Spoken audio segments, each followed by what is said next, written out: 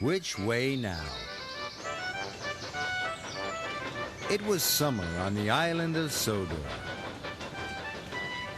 Lots of vacationers like to visit the mountains.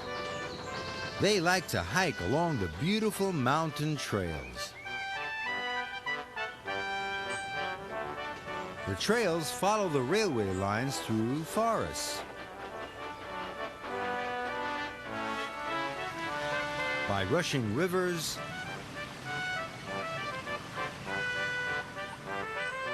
and around lovely lakes.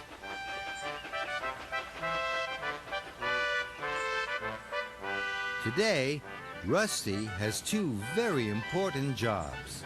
First, he has to take some workers to put up new signposts along the trails. The signposts show hikers which way to go. Rusty wanted the workers to finish quickly. His next job was to pick up Sir Topham Hatt, his wife, and their grandchildren from the wharf. They were all going for a hike by the lake. Rusty didn't want to be late. He hurried to the next location.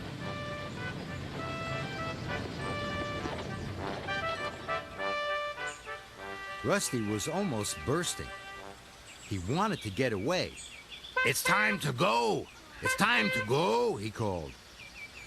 "We haven't finished our job," said the workers. "But we have to leave now," Rusty hung. "I can't be late for Sir Topham Hatt." But when Rusty arrived, he wasn't late. He was early. Thomas puffed up to say hello. "You look happy," tooted Thomas. "I am," honked Rusty. When Sir Topham Hatt and his family arrived, they were very excited. They climbed on board Rusty's car and set off for their day at the lake.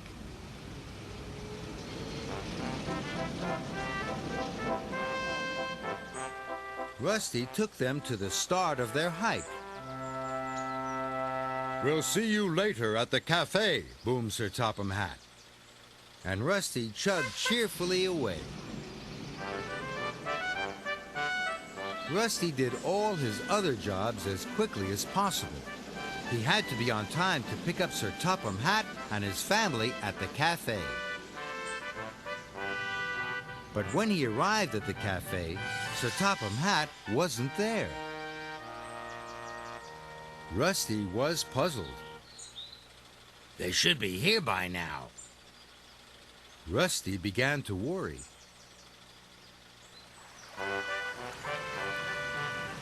Rusty decided to look for them. "I'm sure they can't be far away," he thought. At the quarry, Rusty found a group of campers. They were putting up their tents. Rusty asked if they had seen Sir Topham Hatt and his family. "No, we haven't," said the campers.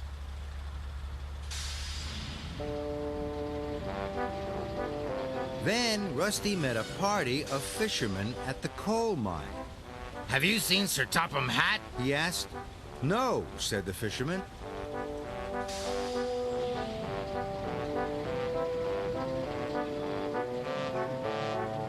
At the ruined castle, Rusty found a group of skiers.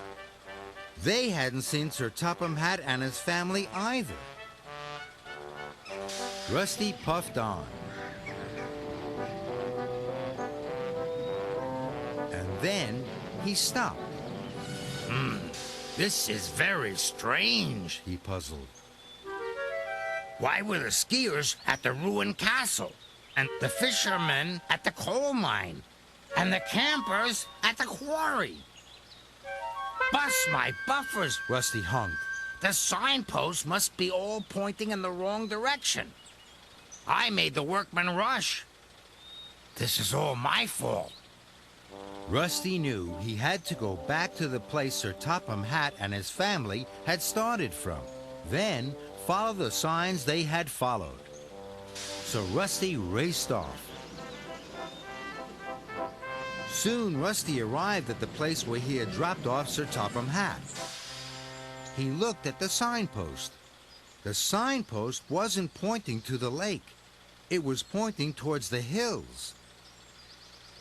That's the way to Hill Farm, Thought Rusty. Rusty chugged up the steep track towards the farm as fast as he could.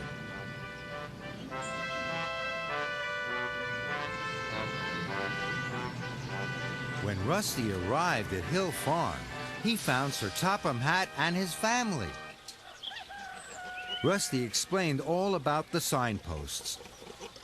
I'm sorry, sir, he said sadly. I've spoilt your day. You wanted to go to the lake, and now you're at Hill Farm. But we're having a wonderful day, boomed Sir Topham Hatt.